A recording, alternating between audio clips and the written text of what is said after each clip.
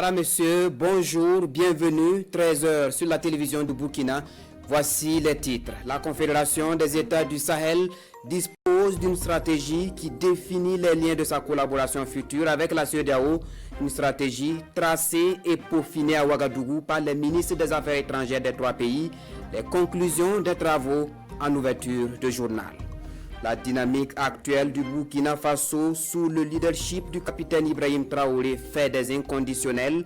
Parmi eux, celui qui se fait appeler l'homme de IB. Si vous ne l'avez pas encore rencontré, eh bien, vous le verrez dans ce journal. Il parcourt le pays pour appeler les Burkinabés à soutenir le président du Faso dans ses choix de développement. Focus sur l'homme dans un court instant. Premier mois de l'année 2025 et votre rubrique Une semaine A revient sur les antennes de la télévision du Burkina et nous sommes à Toussiana dans la province du Oué, région des Hauts-Bassins. Une semaine pour découvrir les potentialités des 14 villages de la commune. Aujourd'hui, nous plantons le décor avec la carte postale. Merci de nous recevoir chez vous. Un espace de souveraineté, de paix et de prospérité au bénéfice des peuples. Voilà ainsi résumé la vision des chefs d'État de la Confédération des États du Sahel. Une vision martelée hier par les ministres des Affaires étrangères des trois pays. Ils ont élaboré une stratégie de collaboration de l'espace confédéral et la CEDEAO. Les conclusions des travaux avec Adama Guiti et Issa Kanana. Après une journée d'intenses travaux, la réunion des ministres des Affaires étrangères de la Confédération des États du Sahel est sanctionnée par un communiqué final.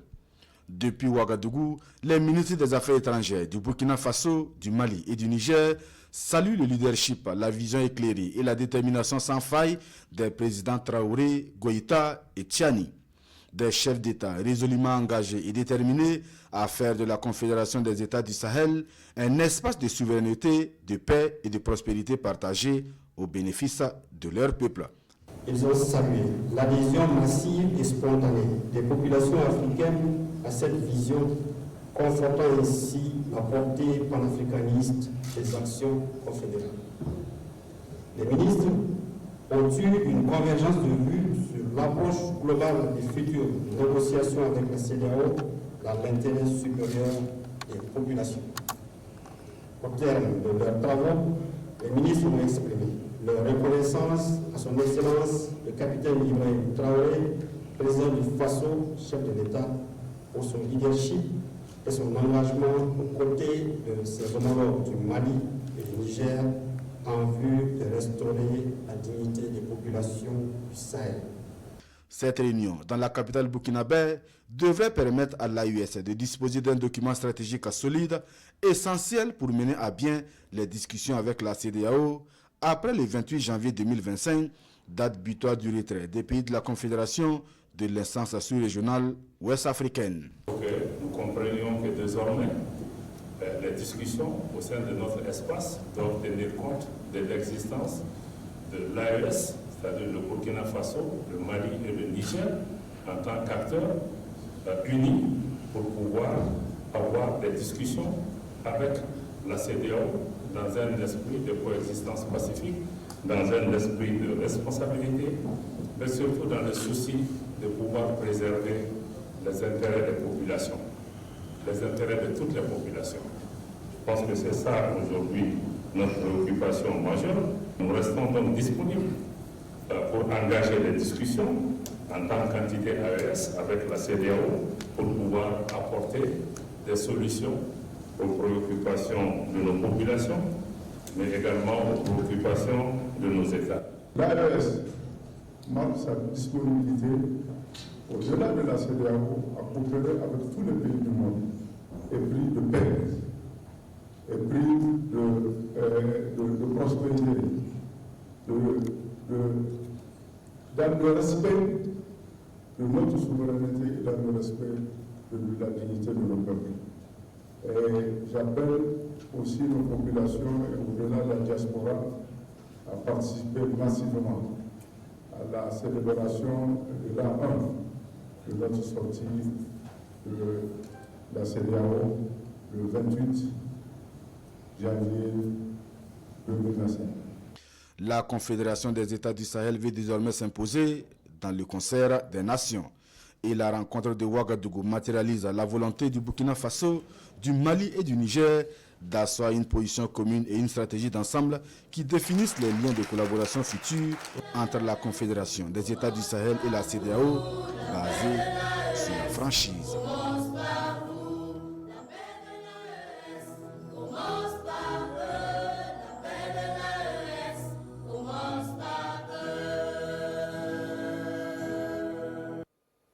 Et justement, c'est ce manque de franchise qui a conduit à une crise politique aiguë en début 2024 au sein de la communauté économique des États de l'Afrique de l'Ouest.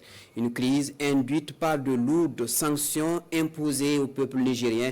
Malgré les multiples avertissements du Burkina Faso et du Mali, la CEDEAO est restée sur sa position. Alors, le 28 janvier 2024, le Burkina Faso, le Mali et le Niger annoncent leur retrait de la CEDEAO, une institution qu'ils trouvent aux antipodes des idéaux des pères fondateurs. Le rappel historique de cette décision historique est dans ce commentaire. Les gouvernements de transition du Burkina Faso et du Mali, 1. expriment leur solidarité fraternelle et celle des peuples burkinabais et maliens au peuple frère du Niger. Tout est énoncé dans ce premier communiqué conjoint du Burkina Faso et de la République du Mali, lu simultanément sur la télévision du Burkina et la télévision malienne, respectivement par Talba Jean-Emmanuel Ouedraogo, alors ministre de la Communication et porte-parole du gouvernement burkinabé, et le général Abdoulaye Maïga, également porte-parole du gouvernement malien au moment des faits. Face aux menaces d'intervention de la CEDEAO au Niger, ces deux pays haussent le ton et avertissent le 31 juillet 2023 toute intervention militaire contre la République du Niger s'assimilerait à une déclaration de guerre contre le Burkina Faso et le Mali. Mieux, une action militaire de la CEDEAO au Niger entraînerait le retrait du Burkina Faso et du Mali de l'instance sous-régionale. Cette indignation fait suite aux conclusions des sommets extraordinaires de la CEDEAO et de l'UEMOA tenus le 30 juillet 2023 à Abuja. Le Burkina Faso et la République du Mali dénoncent ainsi des sanctions illégales, illégitimes, inhumaines et irresponsables contre la République sœur du Niger. Ils affichent clairement leur refus d'appliquer ces sanctions contre le Niger et invitent les forces vives des deux pays à prêter main forte au peuple frère du Niger. Dès lors, la cassure est bien visible au sein de la communauté économique des États de l'Afrique de l'Ouest. La CEDEAO maintient ces sanctions, jamais imposées par l'organisation à un État membre. Fermeture de toutes les frontières, suspension des transactions financières, gel des avoirs du pays dans les banques étrangères. Le Niger est au bord du chaos. La solidarité s'organise au Burkina Faso et au Mali. Face à la défiance de la CEDEAO, l'AES décide d'agir. Dans ce communiqué conjoint en date du 28 janvier 2024, le Burkina Faso, le Mali et le Niger claquent la porte d'une organisation déjà en disgrâce dans les opinions populaires ouest-africaines. Les trois pays annoncent leur retrait sans délai de la communauté économique des États de l'Afrique de l'Ouest. Les gouvernants des trois pays accusent l'organisation sous-régionale de s'être éloignée des idéaux des pères fondateurs et de panafricanisme. Mieux, l'organisation commune est devenue une marionnette de puissance étrangère au détriment des peuples. C'est une onde de choc dans toute la sous-région et même au-delà. Dans la foulée, l'institution sous-régionale, dans un communiqué, déclare n'avoir pas encore reçu de notification formelle directe de retrait des trois pays.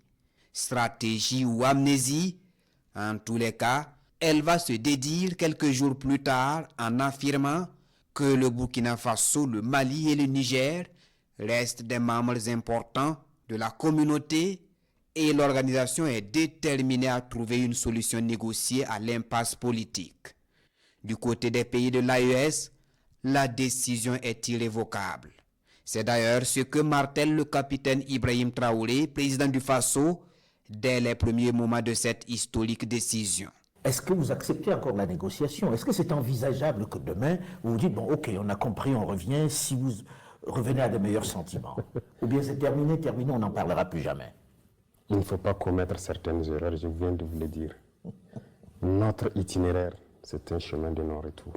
Donc plus jamais de CEDEAO? Non, c'est fini. C'est donc cette fermeté qui a guidé l'AES, devenue entre-temps Confédération des États du Sahel, jusqu'au 15 décembre 2024. À cette date, les pays membres de la CEDEAO réunis à Abuja prennent officiellement acte de la décision des 3 pays. Toutefois, précise-t-il, la rencontre laisse encore une opportunité de dialogue qui s'étendra jusqu'en juillet 2025, date à laquelle la décision de retrait sera actée définitivement. Tout autre chose à présent, le ministre de l'Énergie, des Mines et des Carrières s'imprègne des réalités de l'exploitation minière dans la mine d'or Roxgold Sanou de Yaramoko à Bagassi dans les Balais. Accompagné de techniciens, le ministre encourage les responsables de la mine à une bonne collaboration avec les populations hôtes. Le reportage de la visite avec Yves Ramba, Edouard Ouedraogo et Christophe Traoré. Le ministre de l'Énergie, des Mines et des Carrières en immersion à la mine d'or de Yaramoko. Présentation des performances, de la gestion responsable des affaires et de l'environnement, du soutien et de la cohabitation pacifique avec la communauté. Tout est détaillé aux visiteurs du jour. S'ensuit la visite des installations de la mine souterraine et de la mine à ciel ouvert en cours de développement. Pour le premier responsable du ministère en charge des mines, cette visite a un double objectif. C'était déjà de toucher du doigt les réalités en termes d'exploitation de la mine, mais également saluer les efforts qui sont fournis par le personnel et l'ensemble de l'équipe dirigeante pour que véritablement l'exploitation se fasse dans un climat apaisé. Roxgold Sanou exploite la mine de Yaramoko depuis 8 ans et des échanges sont en cours pour le prolongement ou pas de l'exploitation de l'or. Nous avons également regardé les potentialités futures au niveau de ces sites-là pour que véritablement on puisse entrevoir un prolongement de la durée de vie de cette mine. Globalement, nous pensons que nous sommes parvenus à des échanges assez constructifs et nous devons avoir beaucoup plus de la documentation afin de voir ce qui va être fait dans les prochains jours en termes de collaboration future. Les installations respectent les normes internationales en termes de sécurité santé et de protection de l'environnement, ce qui est une bonne chose en matière d'exploitation de l'or. Néanmoins, l'État garde un œil sur la réhabilitation après la fin de l'exploitation minière, selon Yacouba Zabré Gouba. Le ministère de l'Environnement et ses partenaires préparent une nouvelle phase pour la CND, la contribution déterminée au niveau national. Ils ont présenté aux acteurs au cours d'une rencontre une nouvelle approche qui doit servir de boussole pour une évaluation qualitative et quantitative. Le compte-rendu de Jean-Eudes Bayala, Fanta Ouattara et Moussaki. Ces acteurs de mise en œuvre de la contribution déterminée au niveau national CDN sont ici dans la capitale burkinabé. Une rencontre d'information pour présenter à l'ensemble des parties prenantes la nouvelle approche méthodologique développée par le ministère en charge de l'environnement. Une nouvelle trouvaille qui vise à faciliter la collecte des données au Burkina Faso. Elle se veut également un outil pour apprécier les forces et faiblesses de la CDN. Évaluer qualitativement cette CDN, ensuite faire aussi une évaluation quantitative et qui vont nous permettre de tirer des leçons et de voir aussi les avancées afin de procéder à cette révision. L'évaluation de la contribution déterminée au niveau national va porter sur les secteurs piliers qui constituent les bases de l'engagement du Burkina Faso, notamment l'agriculture, la foresterie, l'énergie, le transport et les autres utilisations des terres. Le pays, en s'engageant pour réduire ses émissions, le pays montre à la face du monde que voilà les efforts que je vais faire. Et ce qui permet au pays d'accéder à des guichets de financement au niveau international pour mettre en œuvre ces projets-là au niveau pays. Et c'est aussi l'objectif de pouvoir assainir le processus de développement au niveau national en partant d'un processus de développement qui tienne compte des technologies. Le Burkina Faso dispose d'une contribution déterminée au niveau national depuis 2016, conformément à l'accord de Paris sur le climat.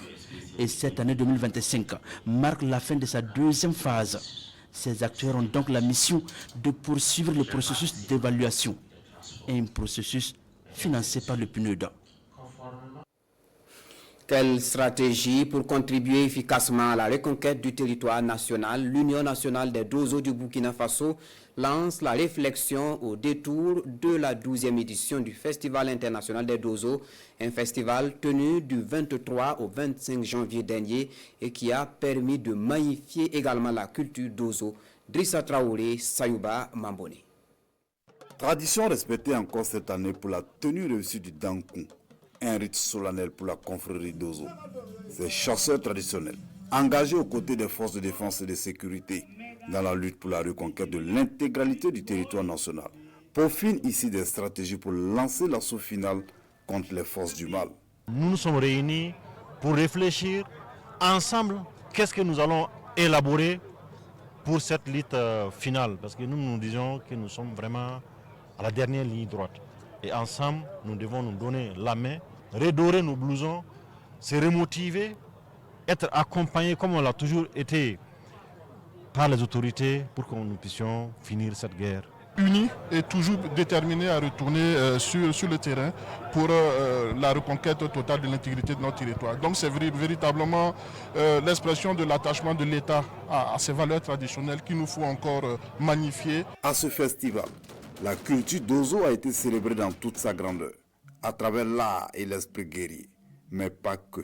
Ces gardiens de la tradition ont mis à profit ce cadre pour faire parler leur cœur, en remettant une enveloppe financière aux épouses des Dozo tombés sur le champ d'honneur. Nous devons être ensemble dans les âmes, ensemble dans les moyens et ensemble dans les pensées. Et eux qui sont tombés, ils sont tombés pour que nous puissions continuer à vivre. Ils sont tombés, là où ils sont, ils nous regardent et ils font leur bénédiction, c'est ce qui fait notre force.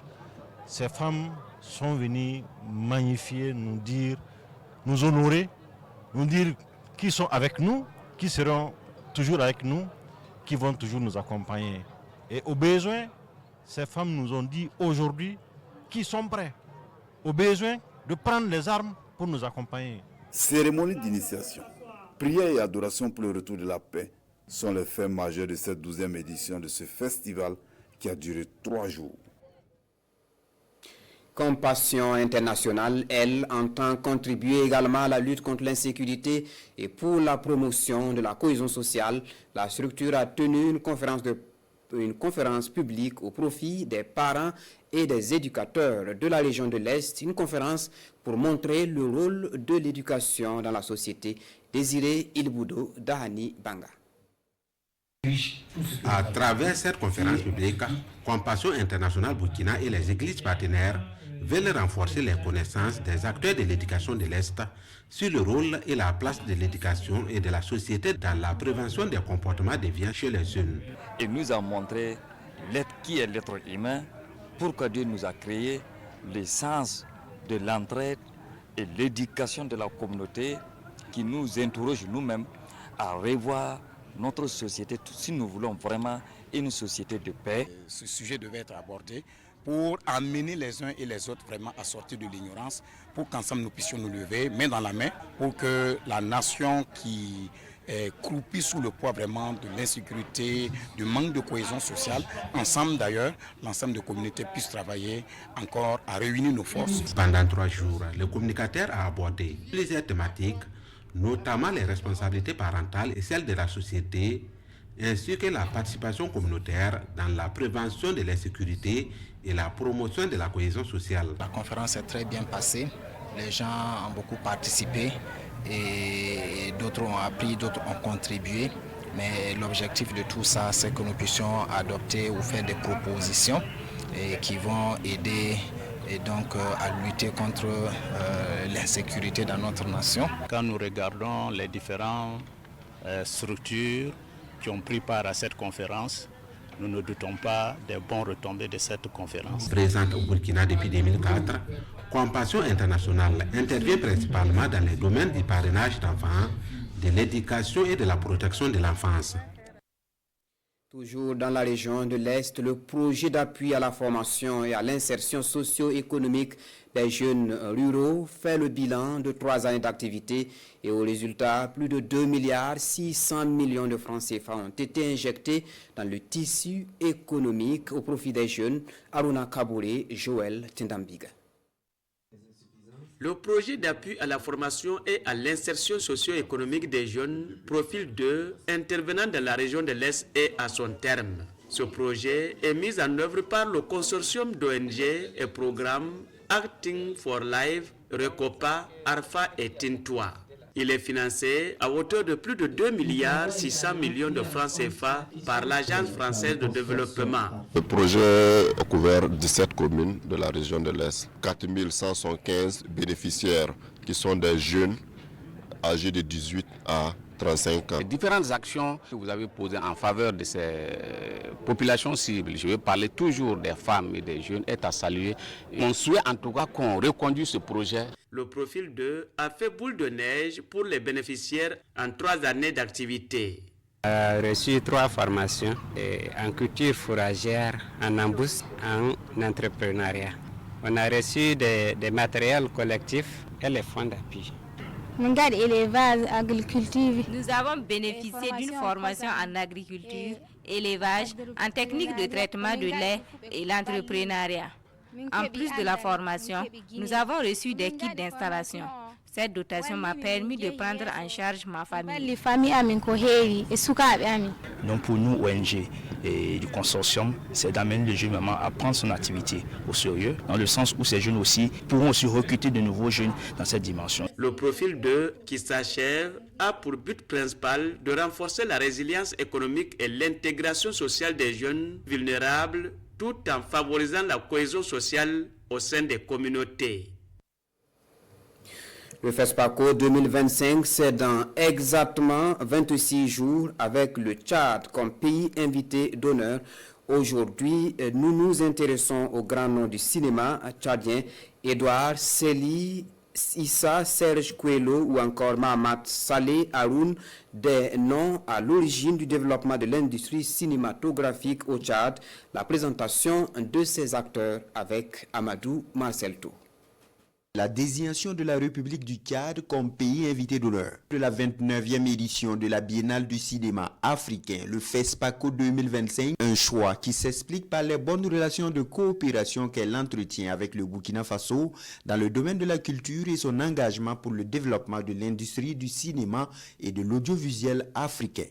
Le Tchad, pays de renommée au plan cinématographique de la vie des acteurs du 7e art, avec des grands cinéastes tels Edouard Saïli, Mahamat Saleh Haroun, Issa Serge Kouelo. Edouard Saïli, réalisateur, il est considéré comme le pionnier du cinéma au Tchad, auteur d'une série de courts-métrages réalisés entre 1960 et 1970.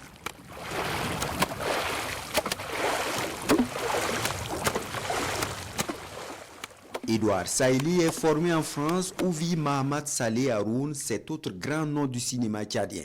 Réalisateur, producteur et scénariste, il fut ministre en charge de la culture. À son actif, une vingtaine d'œuvres et un étalon de bronze de Yenenga en 2007. Palme d'or et Grand Prix du Festival de Cannes en 2021, 1994 pour son premier court-métrage et 2001 pour le long-métrage intitulé Dar es Salaam.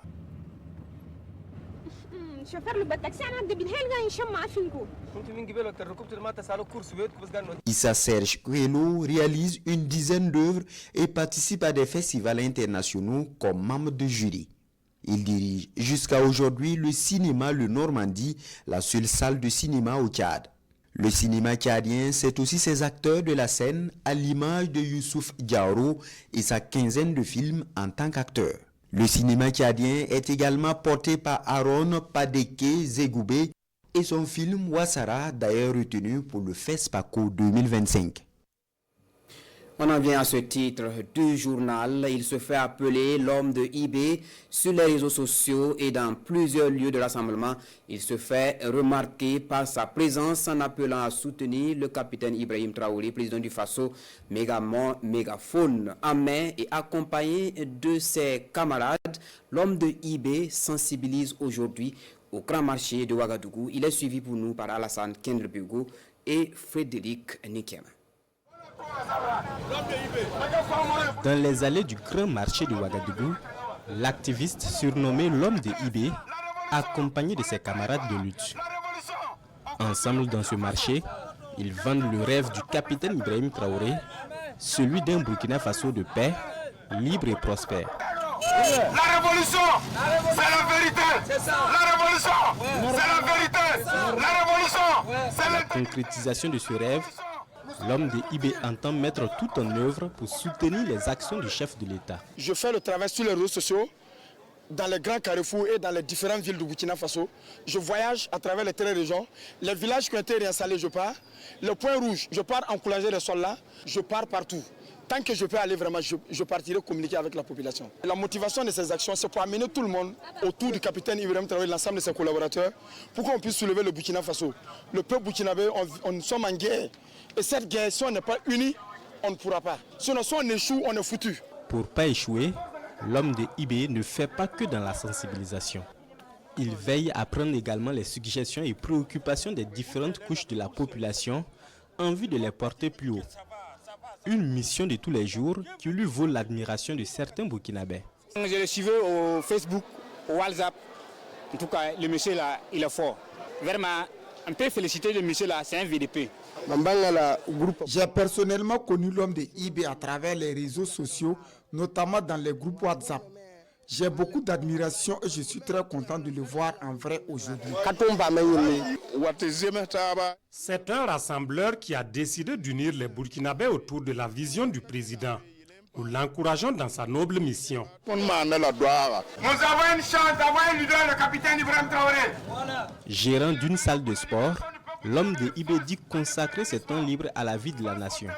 Pour ce Burkinabé engagé, encourager le président du Faso, le capitaine Ibrahim Traoré, dans sa politique et ses programmes de développement du pays constitue sa deuxième activité.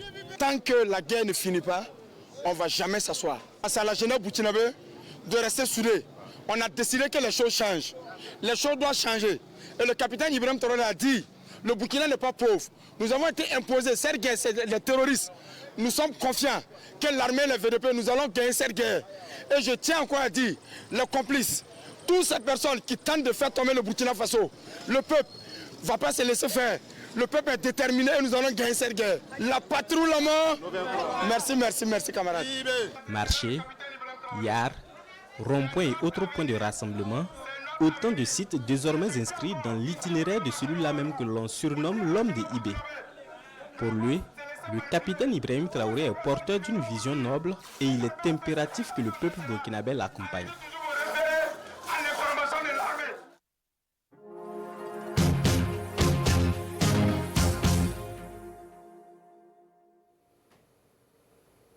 Vous l'aurez remarqué, une semaine a fait son grand retour sur la télévision du Burkina.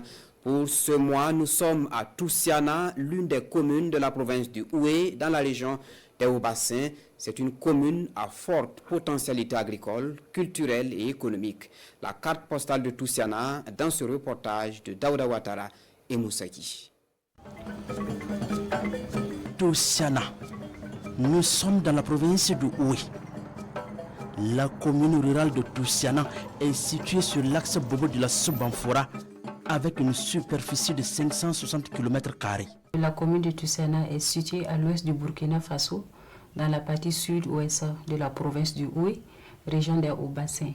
Elle est située à 55 km de Bobo du Lasso, le chef-lieu de la province et de la région, et à 30 km de Banfora, le chef-lieu de la province de la Komoué, région des Cascades. Elle est limitée au nord-est par la commune de Péni, au nord-ouest par la commune de Kourignon, au sud-est par la commune de Tiefora et au sud-ouest par la commune de Bérigadougou.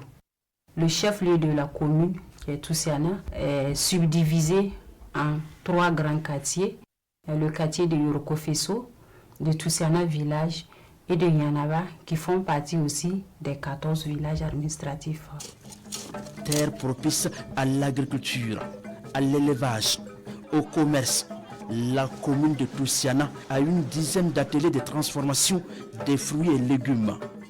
Ici, les Toussiens sont les plus nombreux. Mais à leur côté, il y a des Mossé, des Dafi, des Gouroussi et bien d'autres communautés ethniques vivant en parfaite cohésion. Selon le recensement général de la population et de l'habitat, la population de la commune de Toussiana est estimée à environ 21 574 habitants. Il faut noter que c'est une population à majorité jeune avec un taux de 60%. Toussiana, en langue toussien, symbolise l'abondance, l'aisance, des hommes à qui rien ne manque, nous racontent ici les anciens. Toussiana a un rituel au cours duquel il y a un repas communautaire. Après le rituel, les gens se lapident avec le reste du taux. C'est pendant ce rituel que les filles de Toussiana mariées à Kon sont arrivées avec d'autres habitants. En voyant cela, ils ont dit « Tochala ». Il y a à manger ici, et le colon a transcrit Toussiana. Toussiana a attiré du monde par le biais de ses sites culturels, des trésors moins fréquentés de nos jours. En termes de potentialité, nous avons d'abord, comme site touristique officiellement connu, je peux citer les graviers rupestres de Wempia 1, voilà, qui a été récemment classé parmi les biens immeubles culturels du patrimoine national de Burkina Faso en Conseil des ministres. En plus de ça, nous avons aussi les falaises. Ils sont situées à la sortie de Yanaba, voilà, un peu vers la route de Bérégadou, que nous appelons ici communément Bas des Falaises. Nous avons aussi un site culturel, voilà, pour la commune qui est la source de Dounyandigi. La commune de Toussiana est également appelée cité des mangues et de l'anacarde. Des arbres qu'on trouve partout dans cette partie du pays des hommes intègres. Toussiana est reliée à Bobo Dioulasso, chef-lieu de la province du Oué et de la région de Haut-Bassin par la route nationale numéro 7. Elle est traversée par la voie ferroviaire qui relie Ouagadougou à Abidjan. Spectacle et cadeaux aux enfants de Bassinko, 6e édition fait des heureux. Plus de 2500 enfants ont été récompensés à l'occasion. C'est une initiative de l'inspecteur Rock du commissariat de Tampi pour rendre jovial les tout petits. Le commentaire de Pini Djeyano.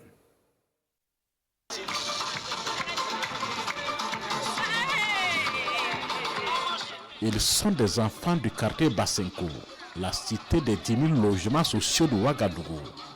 Ils ont tous répondu à l'appel de Sekou Oumar Sidibé alias Inspecteur Rock, âgé de 3 à 13 ans et au nombre de 2500. Des cadeaux de plusieurs natures leur sont distribués. En plus de ces cadeaux, ces enfants sont également égayés à travers des spectacles et de danses de marionnettes. Il y a beaucoup de choses à faire. Et moi, en tant qu'habitant, avec le statut que j'ai vu que je peux en fait aussi participer, d'attendre les autorités, la commune. Voilà. Donc je peux égayer les enfants, je peux permettre un peu leur épanouissement, vu que c'est un seul jour. Et c'est pour ça que j'ai initié les spectacles et cadeaux aux enfants. Les spectacles et cadeaux aux enfants, ça veut dire que les enfants ils viennent, ils regardent du spectacle. Placé sous le thème quelles précautions pour la sécurité des enfants? Le spectacle et cadeau aux enfants de Bassinko est à sa 6e édition et selon le promoteur, l'inspecteur Rock, l'initiative vise à rassembler les enfants, semer de la joie dans leur cœur et susciter en eux le goût de la culture. Et puis un seul sujet largement commenté dans les parutions du jour, le retrait officiel des pays et de la Confédération des États du Sahel de la CEDEAO. La lecture croisée avec Bienvenue Tansa. Sur le chemin du non-retour, les diplomates de la Confédération des États du Sahel se sont mis d'accord sur les formalités de divorce d'avec la CEDEAO. La remarque est faite par ces quotidiens en référence à la réunion des ministres des Affaires étrangères tenue hier à Ouagadougou. Le 29 janvier 2025 est pour l'Express du Faso une date historique car officiellement des 0 heures Confédération AES et CEDEAO tracent chacune son chemin, même si selon ce quotidien, la CEDEAO ne veut pas de ce divorce. Pourtant, l'Express fait savoir que les choses vont vite du côté de l'AES qui met en circulation son passeport dès le 29 janvier. Alors qu'en amont, une banque d'investissement de l'AES a été créée en vue de soutenir les projets structurants pour les États membres. Siloya est convaincu que la mise en circulation des premiers passeports estampillés AES scelle de manière irréversible la rupture avec l'organisation sous-régionale. Siloya qui estime qu'en rompant avec l'ordre ancien imposé par la CEDEAO, fait de balbutiements et de tergiversations, les peuples de l'AES embrassent l'idée d'une souveraineté retrouvée et d'une solidarité renforcée. Convaincu que les sacrifices consentis aujourd'hui par les 3 États ne sont pas vains, l'AES pour le journal de tous les Burkinabés montre qu'il est temps pour l'Afrique de se réinventer et que le Sahel s'impose comme le berceau de cette renaissance. Ainsi s'achève ce journal. Merci de nous avoir suivis. Bon après-midi à chacun de vous.